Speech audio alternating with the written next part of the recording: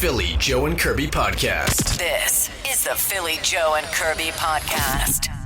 Going to be an interesting morning in traffic, and thank goodness we got Joe Aiello all over it. But, I guess I didn't have a good look at the weather forecast yesterday. Did this kind of jump at us, or has it been sort of something we knew was coming today? I mean, It's only 2 to 4, but with the wind. I sometimes feel like your wife. I just don't think you listen. Yeah, it could be. Could be. Yeah, they were calling for snow. We mentioned this yesterday. Overnight, they were looking at somewhere between 1 and 3. Then they made it 2 to 4 centimeters. The problem is it's more of that snow shower type of stuff, so it sticks to the windshield, and it's making things slippery in a lot of areas. But it's the drifting snow that's causing an issue this morning. And the interesting thing is, because of the plows doing such a good job out there with the P2s, you know, the route before they get to residentials, and they started that last night, they get pretty slippery until they get sanded. So we got a lot going on, but this is pretty much it for the next little while. Yeah. As far as snow goes, we're not expecting much more after maybe tomorrow night. Although, who knows? It's been sneaking up. I know today didn't sneak up. I just wasn't listening yesterday. But it does sneak. Yes. It does sneak up on us pretty quick. It's okay, Phil. I don't listen either because Joe was just giving it to me off air before. I think. Well, hold on a second. Put on the brakes, Oh, my Joe. God. Yes, that's exactly the phrase I should be using. You are so dramatic. Joe was giving it to you a minute ago. Joe was sitting here minding his own business, and then this came out of your mouth. Oh, my God. I don't know why, but I probably shouldn't have been wearing skirts this week because of the temperatures. And I said to you, yeah, probably a good idea. We only mentioned the weather 16 times a morning. I wasn't giving anything to you. I was stating a fact. Oh, my God. So don't make me the bad guy. I'm not making you the bad guy. I'm just saying I don't listen to you. And you were giving me like that fatherly advice where you're like, I tell you these things and you don't listen. Well, the weather, we've been through your outfits. I don't Kirby. dress accordingly. We know this. Well, this winter, for whatever reason, it's worse than ever. So, but you know what? It's borderline ludicrous. But you know what? You're wearing a sweatshirt with a skirt. If you want to continue to wear sundresses, and then there was the one outfit that I thought was lingerie. More power to you. More power to you. But you can't sit there and go, I should have listened to, or I didn't know it was going to be this cold. No, you don't see me wearing jean shorts and flip flops today. Not that I wear jean shorts jersey. And a hockey jersey. You'll see that Saturday. And a hockey jersey. You're wearing a sweatshirt with a skirt. Yes. That's a little bit of an oxymoron. Yeah. You know, we all learn from our mistakes, and that's what I'm going for today. Okay. I don't think it's going to change, Curbs, but hey, let's hope you, quote, learn from your mistakes. It seems like this is the new winter wardrobe for you, and good. Well, you know what? Yeah. We're a couple weeks away from a new year, new me. Yeah, the hair looks like Harley Quinn. Is that a Harley Quinn? That's a nice look. Good look Harley on your Quinn? hair. I like it. I'm thinking. I just have like little pigtails. She did pigtails. Influence a lot of. That's a Harley Quinn hairstyle right? It is for sure. kind of Harley Quinn. I don't know where the sweatshirt comes from, but it's a Fall Out Boy. It's a vintage sweater. Yeah, vintage. It looks good. Thank you. The skirt, I might have questioned. A little more effort into the outfits on meeting day, though. Curb, is that true? Like everybody's going to be here in the building. I just figured today? we're, going away for the holidays soon, and we're going to see a lot of our employees, our coworkers here. See the way I know this stuff? Anyway, pay attention. Let us know how the roads are this morning. The wind, Joe's right. Ultimately, I guess I was just expecting some peaceful snow that doesn't really affect the roads that much, but with the wind, it changes everything. So, snow shower activity too. So, 762-555 in the text line to keep us up to date on everything you're seeing this morning. We got the bone phone coming up in 10. Philly Joe Kirby. Philly Joe and Kirby Podcast. The Philly Joe and Kirby Podcast. This is an interesting theory about the whole proposal where the city doesn't get snow clearing out until we have 15 centimeters, and that's just a proposal at this point. But I like this idea here. I think that the government doesn't quite throw these ideas at us to get our opinions. What they do is they throw such a stupid idea at us and get us all pissed off that we become complacent and happy with the bullshit situation that we have already. It's like, it's outside, but at least they're not going to wait 15 centimeters like they proposed. That is hilarious. good. It could be worse. That's a pretty good take right there. That's pretty damn good. I love it. Okay, this gentleman sounds ecstatic. The Canada Post is back at it. Yeah, like a month with no mail, and let's take a look at what I got in the last 2 days. I got a pizza coupon book, and I got a Citibank junk mail request for an account, and I got a Chinese food flyer. Wow. Yeah. What's wrong with that mail? I'll take that. I'll tell you, the bills, you don't want those. Pizza coupons. Let's go. I laugh because that was exactly what I had pretty much in my mail yesterday. Like, I was so excited to see something in that mailbox, and I was like, oh, that's right. And I open it, nothing but flyers. Mm-hmm. The Welsh Dragon. He wants to chime in on our conversation about meatballs. I would say if in any given year on this program, PJK, Joe and I, and Kirby, you jump in where you can with meatballs, but there's only so much. I can offer that conversation. You're not quite as passionate about meatballs as Joe Aiello and Phil Aubry. I had meatballs yesterday because I was inspired at our lunch, and someone walked over to me and basically said, "Are those real meatballs?" I said, "You're damn right they're real meatballs. There's only one kind of meatballs." Your response should have been, "Did you just meet me?" Of course they're meatballs. All right, Welsh Dragon. Hi, guys. The Welsh Dragon calling.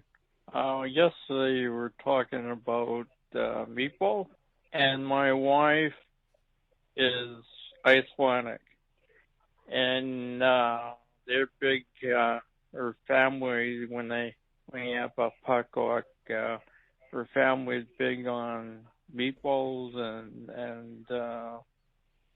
and stuff. And it's kind of funny when you go over, everyone has the same idea, and they all bring their different kinds of meatballs, Swedish meatballs or whatever, and yet they go fast. Oh, always. There's no such thing. You'll never, ever see lingering meatballs that need to be taken home. Never. You know what would be a great idea for a late night, like lunch at a wedding or even a social? A meatball bar. Yeah. Where you that's not bad. Pick out your meat, like there's different meatballs with different sauces and toppings. Back in my day, I had pizza. I had late night pizza delivery. At your wedding? Yeah. I did a poutine bar. Yeah, that ideas. kind of stuff became big. People doing cheeseburgers, that kind of stuff. But meatballs are kind of a great idea. Mm-hmm. I will say this, and the Welsh Dragon, just you actually exclamated the point where he said they're the first thing to go. Yeah. Listen, no crock pot or slow cooker has ever had a lid go back on at a potluck. Nope. That thing comes off when somebody knows it's the meatballs. It just stays on the side and gets all sweaty. Yeah, oh yeah. Until it's all gone. And then, listen, there's people that'll go back and just scoop up whatever sauce is remaining on the side just for bread. Yes. Yeah, that lid isn't the only thing sweaty. Yeah, you're darn right. The meat sweats, baby. Wow. Let's wrap with Guilty, and this one's been in the hopper for a few days, but it was announced that the Scorpions are doing a tour, correct? Well, there's talk. Yeah, they're doing a residency back in Las Vegas, and we mentioned that the rumor is that they will be doing some kind of tour. Okay. Off of that. So Guilty obviously heard that news somewhere. Yeah. PJK, I heard the news. The Scorpions are coming, baby. What? We're going anywhere in Canada. So listen, let's make it a world tour. I'll pay for my own seats. Julie and I are in. So he's heard that they're doing a tour, and he's like, we're going. Wherever they wind up. Like, even if it doesn't wind up being in Winnipeg, and we always hope they do. Yeah, they'll be here. He's like, we're going. I can feel it. Oh, yeah. What's the word everybody's using? I'm manifesting it. Is that the word? I hate that word. I know, I hate that word, but I'm going to use it for the Scorpions. I love But I'm going to manifest. Yes! No, say it. The Scorpions! The Philly Joe and Kirby podcast. Entertainment Rundown. All right, here we go. On this day, Platoon was released in 1986, directed by Oliver Stone, won all kinds of awards. One of my favorite movies. Charlie Sheen, Tom Berenger, Willem Dafoe. Of course, a Vietnam movie, and it was so good. Well, it still is good. Sorry, Joe. Academy Award winner, was it not? Absolutely. Yeah, all kinds of awards. And the soundtrack, like the music in it. As is the case with I find a lot of Vietnam movies because the music of that time was so good. So anyway, that was released on this day in 1986. And another big one in 1997 on this day, Titanic. Don't tell me how it ends. Near, far, Go, Kirby. wherever you are. Move over. Let them on the, what was it, a door when they were in the water? Yeah, it was a door, and it's been I know. figured out that both of them could have fit on there. Yeah. Yeah. At least try. It looked like it in the movie. I will say this, Kirby. You almost had the, almost had Celine down. You did not pound your chest like she always does. Her trademark chest pound while she's hitting the notes. You know, I've always wanted to drop a necklace in the ocean as well. Really? Yeah. Two great movies. Titanic means a lot to me because Oh, here, we're not done with this. Okay. Hold on. Let me put my phone down. This is I interesting. think we can both go to the washroom if we want. well, it was just because I have such a vivid memory of my parents going on a date night to the movie theater, and we got a babysitter, and that was a long movie, and they were out all night because that was a two-parter at the movie theater. There was an intermission. And then when it came out on DVD, or not DVD, VHS, it was two things. Double VHS. Yeah. I remember seeing it and just being like, when the hell is this ship going to sink? Like, it felt like a lot of stuff. I can't watch it because I always cry. Like, it's so sad. It is sad. Anyways, Ryan Reynolds has received the Order of Canada, or he's going to receive the Order of Canada. That is quite the honor. I mean, he does obviously act, and he has his production and all that kind of stuff, and appears on all sorts of stuff, but at the end of the day, he does a lot of charitable work, like a lot, especially in Vancouver, specifically with Sick Kids Foundation and other initiatives. So yeah, he's going to receive the Order of Canada. Yeah, you know he's a who big else? deal. Winnipeg's own Scott Oak. Yeah, He's I getting saw the that. Order of Canada. I saw that. He's a friend of the show, and obviously locally, the Bruce Oak Foundation, and now the Ann Oak, his wife who passed away, wonderful lady.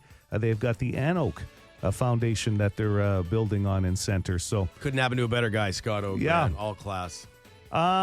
Kirby, your favorite movie at the moment, Carry On. Yes. Getting unbelievable, not only great reviews, Phil, you mentioned this the other day, but apparently it is the most watched Netflix movie of 2024 so far. 42 million views, and it just came out. This could do like Bird Box numbers by the time it's all said and done. There's only one Bird Box. No, there with is. the blindfolds. Okay, Yeah. Don't even compare it to Bird Box. No, you know what though? There are a few people, as we hear on the bone phone, that seem like they're driving with a blindfold on in this city. No, but Kirby's been pushing us to see this Yeah, movie. 42 mil already. Yeah, and normally we don't have the same tastes, and but That's why I want your thoughts, though, because like I'm so interested to see if this is something you guys are going to enjoy. Yeah. I will partake over the holidays. It Me looks too. very good. Yeah. All right, that is your entertainment rundown. This is the Philly Joe and Kirby podcast. So yeah, we won't keep you very long, Jim. And again, we appreciate you calling in. You're in Winnipeg, January 3rd. How's the tour going? I love it, actually. Me and Jimmy actually going out on the road together has been a lot of fun. Normally I don't work with any other comedians, so it's been good to be working with someone else. And the first 8 gigs we did across Canada were all sellouts and big, massive crowds, and we're hoping to do the same with these last 4 gigs. Were just added on because we had so much fun together. I have to ask because I had a chance to see at the Club Region Event Center once. I had a chance to see at the Burton Cummings Theater in Winnipeg once, and you sold out like 5 shows in like 3 days. This is going to be a nice bonus to have Jimmy Carr on a show here, this time at Canada Life Center. So you're playing the arena here. Yeah, we're doing it in the round, which is always a lot of fun. There's no bad seats in the round, Yeah. unless you're behind me and then you have to look at my ass all day, but you're still close to it. No, I really like performing in the round. I really dig it. It feels like everyone's on top of you. It feels a bit more dangerous. You also walk out there like a boxer. You got to go through the crowd to actually get onto the stage. Yeah. It's a lot of fun. And me and Jimmy, flip-flop who's going first and second. And it's good because to have a another comedian on of that ilk, it really sort of pushes you to be a bit better than you normally are. So no, I'm loving it. I'm loving it. I could do shows with Jimmy Carr all year round. As an Australian, I was just curious if you love coming to visit Canada, and if so, what your favorite part is, besides obviously, getting to see all the different places that you go on tour. Well, I could lie to you right now and say that I go skiing and hiking the mountains and all that type of stuff, but I do arrive the day of the gig.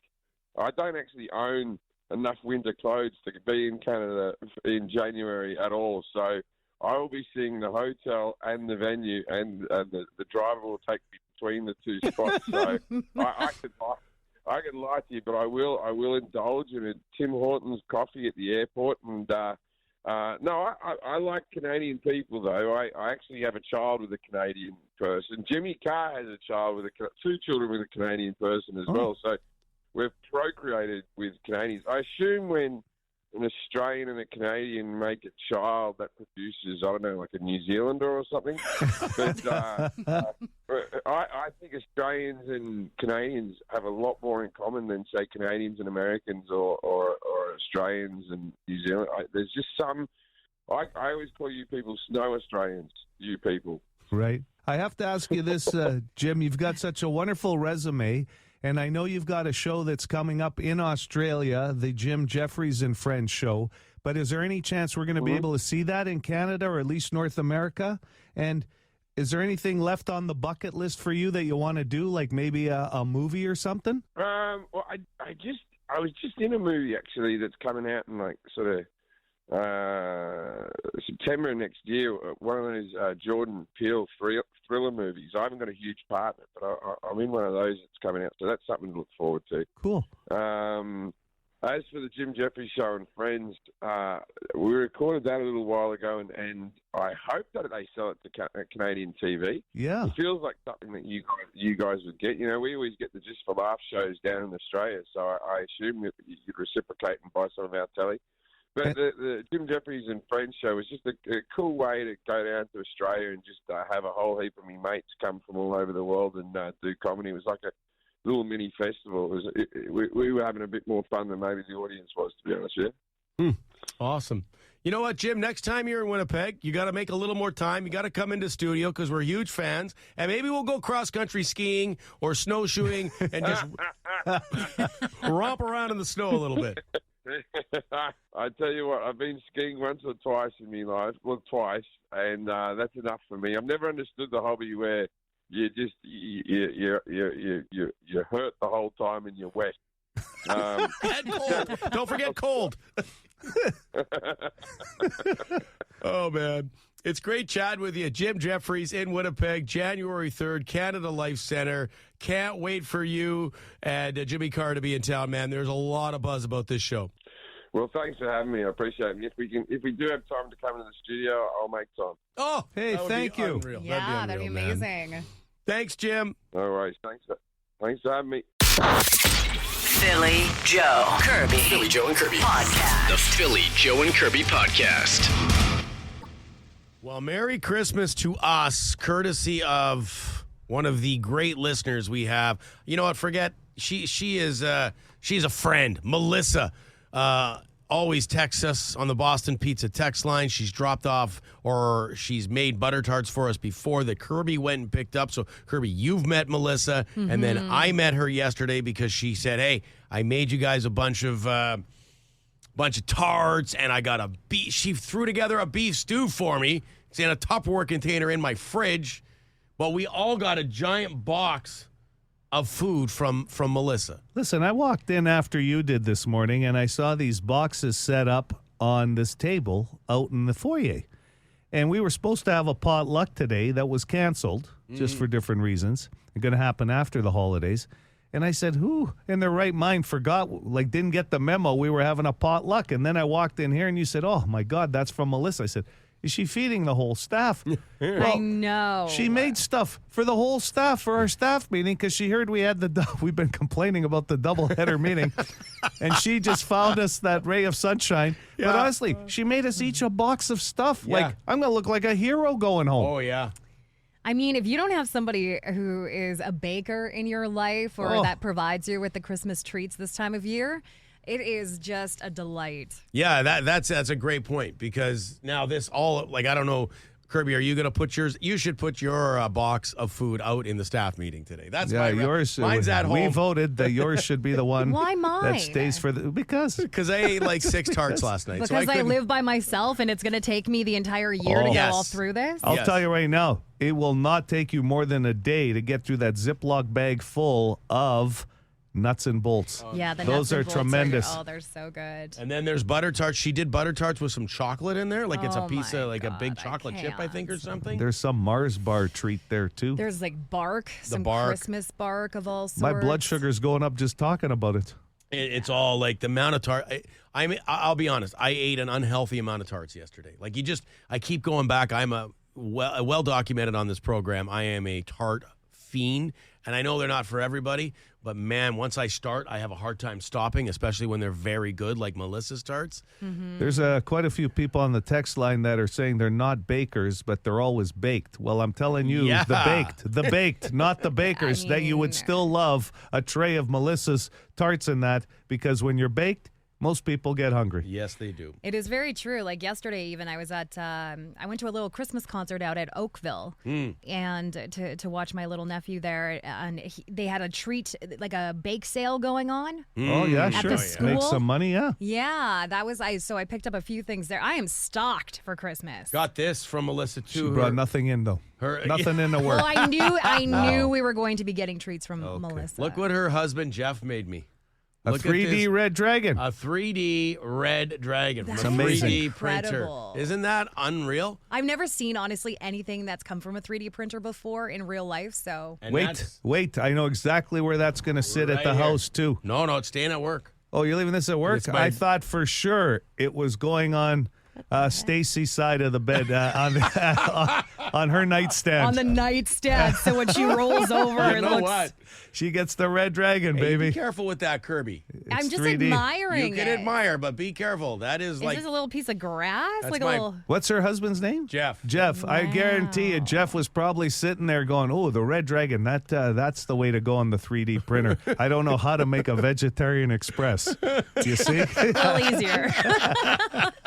Okay, so I'm not keeping it at work. I am going to put it on Stacy's side of the I bed. think that's the best gift she could get this Christmas. The red dragon. You've always got the good ideas, Joe. The Philly Joe and Kirby Podcast. Philly Joe and Kirby's Throwdown Thursday. Your Honor, every one of these letters is addressed to Santa Claus. The post office has delivered them. Therefore, the Post Office Department, a branch of the federal government, recognizes this man, Kris Kringle, to be the one and only Santa Claus. Since the United States government declares this man to be Santa Claus, this court will not dispute it. Case dismissed. Just remember this, Mr. Potter, that this rabble you're talking about, they do most of the working and paying and living and dying in this community. Well, is it too much to have them work and pay and live and die in a couple of decent rooms and a bath?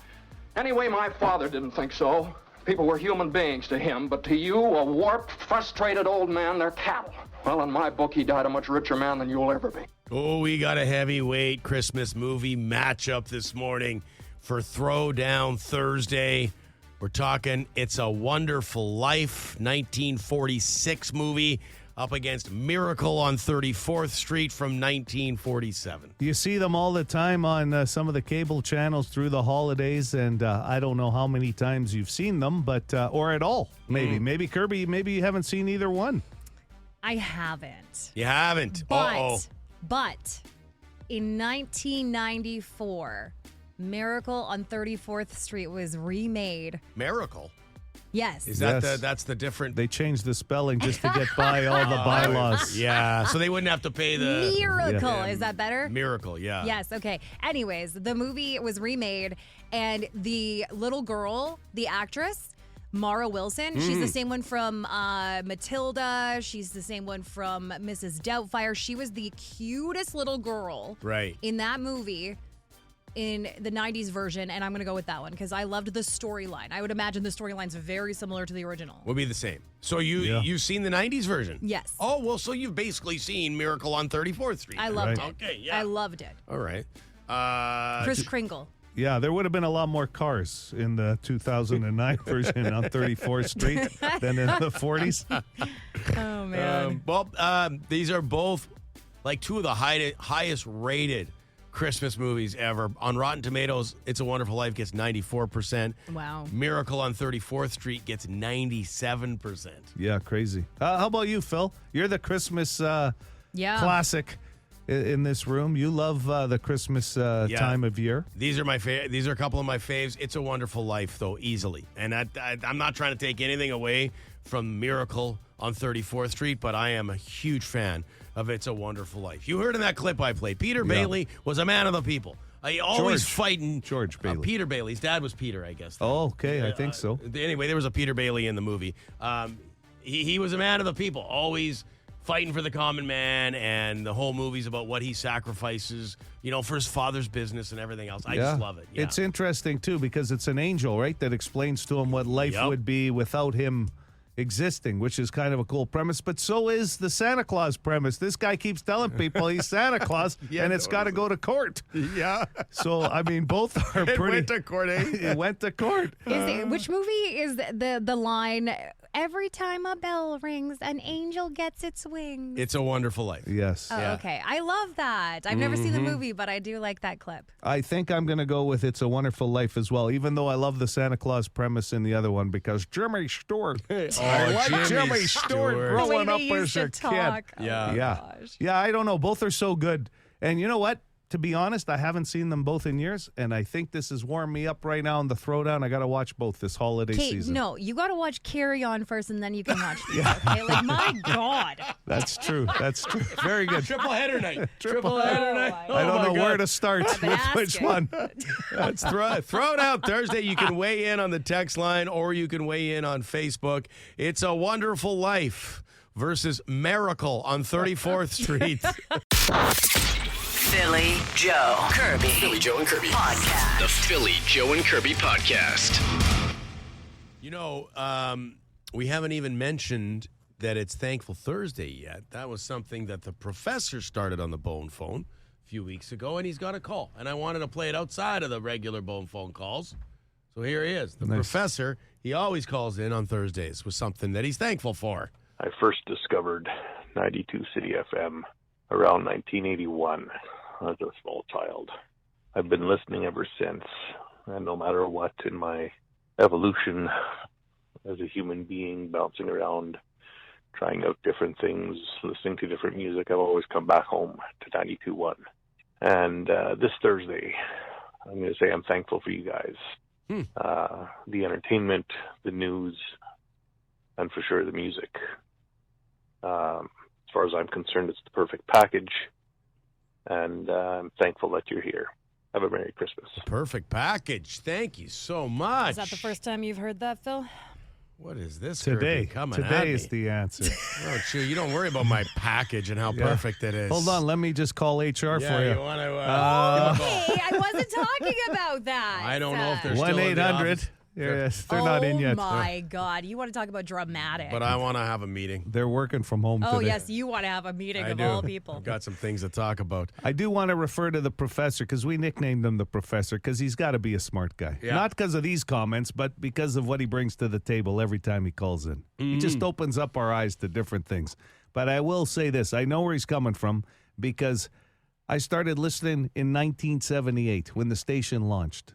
It was just an unbelievable, iconic moment because we had never had a rock station in Winnipeg before. It was always a pop station on AM radio. So when this happened, it was like absolutely incredible because everybody was talking about it. It was like, wow, have you heard this rock station and the music that we were listening to growing up? When did Brother Jake and Peppermint Patty come on the airwaves? Because April 1st, 1978. No way. They launched the station. Hey, Brother Jake was the first. And Highway Star was the Yes. very first song played on 92.1 City. Yeah, and That a was- lot of people thought it was an April Fool's joke, Phil, because it was April 1st. That was the first morning show, rock morning show I ever listened to. Brother Jake and Peppermint Patty. I mean, that's got to be pretty cool for you guys being on this station, like growing up listening to it. Oh, yeah, there was some great that's pretty cool. voices. Yeah, and then getting to work at the station you grew up listening to, like that's a dream come true. Yeah. It'd be like a hockey player playing for the team that he grew up watching. You know what I'm thankful for, since it is Thankful Thursday and we brought it up with the professor, is Lisa.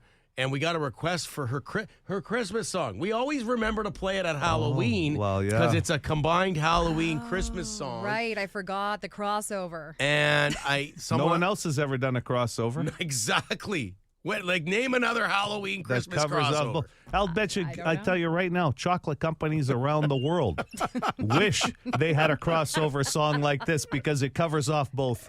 And the best part about this song is Lisa created it and left it on the Bone Phone, and then the Bloodshots did their own version of it. Yes. So first I'll play Lisa's version here. It's Halloween time at the Christmas tree. It's Halloween time at the Christmas tree. Halloween time at the Christmas tree. Halloween, Halloween, Halloween time. Santa Claus coming to town. There you go. Halloween time at the Christmas tree. Yay! Can I just say there's only one other musician, singer-songwriter that has come close, and it was Neil Young with Hey Hey My, and then My Hey Hey. Is that not true? Yeah, bang on, Joe. Oh, man.